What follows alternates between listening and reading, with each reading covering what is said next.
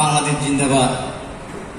আজকে পীরগঞ্জ উপজেলা সাংগঠনিক সভায় আমাদের মাঝে উপস্থিত প্রধান অতিথি হিসেবে উপস্থিত থাকার কথা জনতা রংপুর জেলা বিএনপির সম্মানিত আহ্বায়ক আমাদের প্রিয় নেতা পীরগঞ্জের কৃতি সন্তান জনতা সাইফুল ইসলাম ভাই।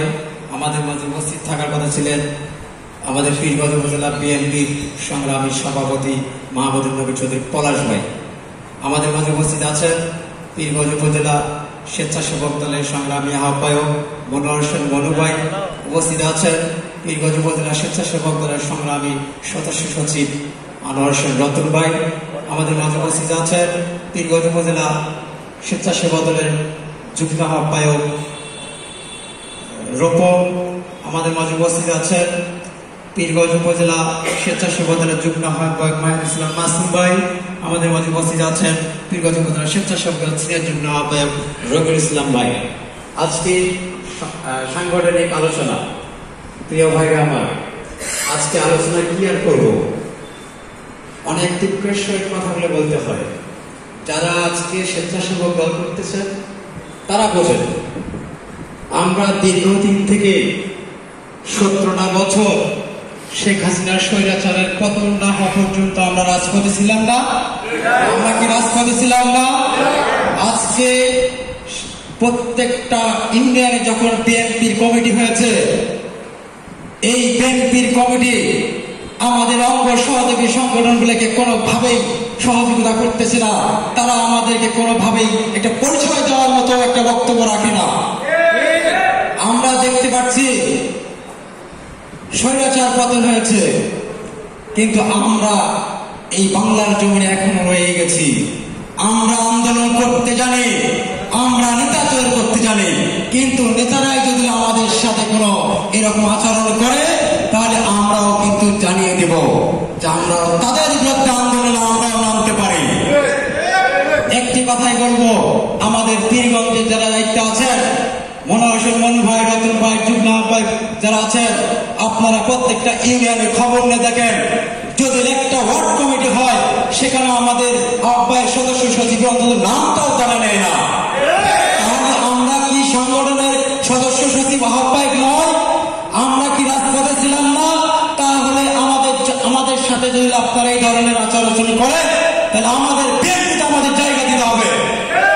তা না হলে আমরাও কিন্তু সংগঠন তৈরি করতে জানি।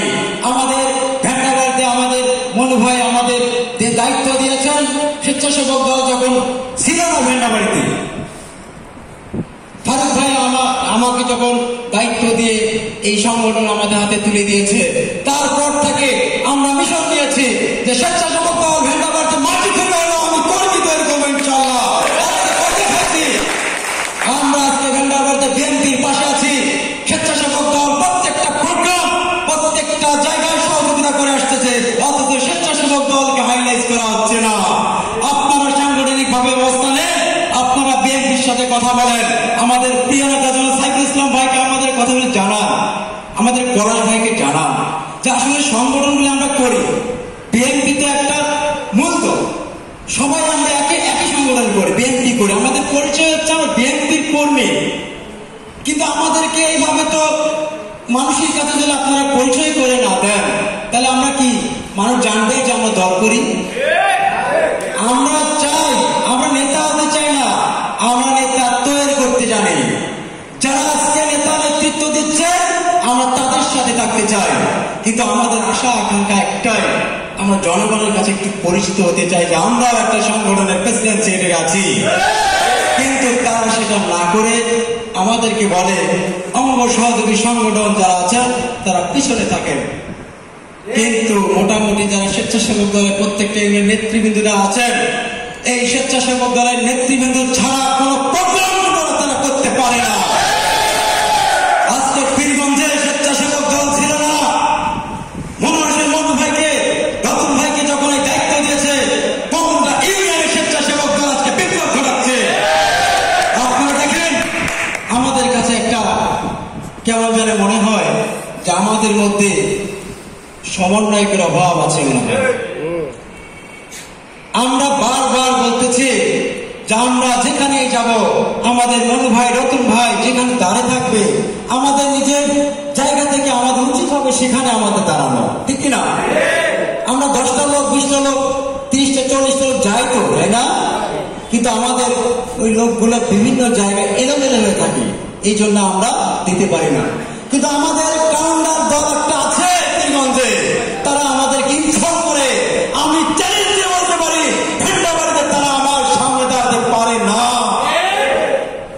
আপনারা দেখেছেন যে আমাদের সহযোগী সংগঠন আমাদের ভাই পীরগঞ্জের যুবদল আমাদের আছে, তারা খুব সুন্দর প্রোগ্রাম করতেছে। কষ্টের কথাগুলো আসতেছে, আমরা জেদ পেয়েছি। আমাদের স্বেচ্ছাসেবক দলের সকল নেতৃবৃন্দকে দেখেন বেশিরভাগই কিন্তু স্বেচ্ছাসেবক দলের মামলা খাওয়া, জেল খাওয়া, তারপরে মনে করেন যে কত কষ্ট শ্রম দিচ্ছে, তাই না? দেন আপনারা কষ্ট করেন না, তাহলে আপনাদের অধিকারটা আপনাদের আদায় করে নিতে হবে। কেউ দেবে না ভাই, আমরা যেটা দেখতে পাচ্ছি আপনাকে কেউ দেবে না। আপনার সংগঠন তৈরি করেন, আপনি নেতা হয়ে যাবেন, আপনারাও একদিন পীরগঞ্জে নেতৃত্ব দেবেন, কিন্তু সেরকম সুসংগঠিত ভাবে দলকে এগিয়ে যেতে হবে। আমি ভেন্ডাবাড়িতে বলছি যে আমার যদি একটা ওয়ার্ডে যদি 100 করে লোক আমি তৈরি করতে পারি, তাহলে 900 লোক আমার হচ্ছে। এই 900 লোক যদি আমি ভেন্ডাবাড়িতে মিছিল দেই, আমাদের সাথে কোন সংগঠন পারবে?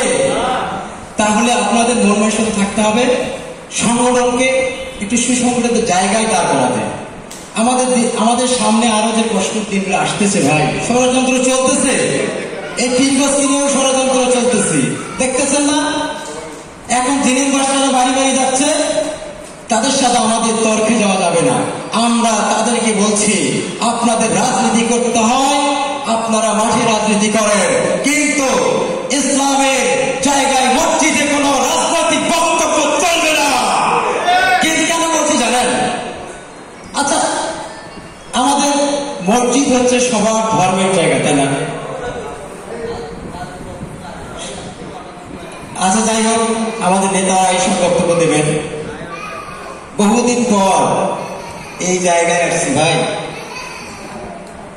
যাই হোক, আমি আমার সাংগঠনিক বক্তব্য দিচ্ছি। আমাদের ভেন্ডাবাড়িতে আমাদের চারটে ওয়ার্ডে আমাদের সম্পূর্ণ করা আছে। আপনারা যখন যে নির্দেশনা দিবেন সেই নির্দেশনা অনুযায়ী আমরা সম্পূর্ণ কমিটিগুলো দিব। আপনারা দেখেছেন ইতিপূর্বে আমরা কিন্তু ভেন্ডাবাড়ির সাংগঠনিক একটা মিটিং করেছিলাম। সেই মিটিংয়ে আমাদের সাইফুল ইসলাম প্রধান অতিথি ছিলেন না, সাইফুল ইসলাম ভাই আমাদের প্রধান অতিথি ছিলেন। ব্যাপক লোক কিন্তু ছিল। আমাদের সাক্ষী হচ্ছে আমাদের মনু ভাই, রতন ভাই, ওনারাই কিন্তু আমাদের প্রোগ্রামে গেছিল। আমরা সেই রকম প্রোগ্রামগুলো আমরা দেখতে চাই। যাই হোক, বক্তব্য দীর্ঘত করবো না, এই বলে আমি আমার বক্তব্য শেষ করছি।